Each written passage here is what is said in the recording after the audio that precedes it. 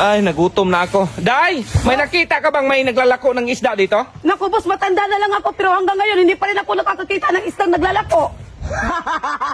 Isda ba, Day? Isda.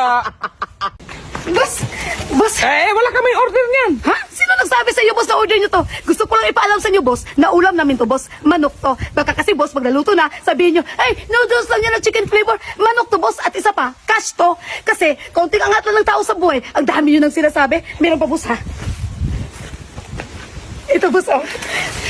Daming laman, oh. Baon na naman to ng anak ko. Sige, boss, yun lang. Igitero.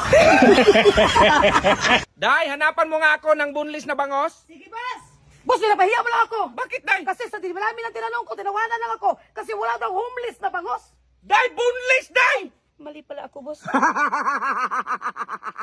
Boss Speaker! Ay, hindi ako bumibili ng ganyan. Hala, sino may sabi na binibenta ko to? Pinapaalam ko lang sa iyo na bagong bili ko to. At saka kasto, hindi to katulad sa sasakyan mo, hulugan. Baka kasi mamaya magtugtog to, sabihin mo hulugan to. Boss, kasto, boss! Dito muna ako, inggitero kasi.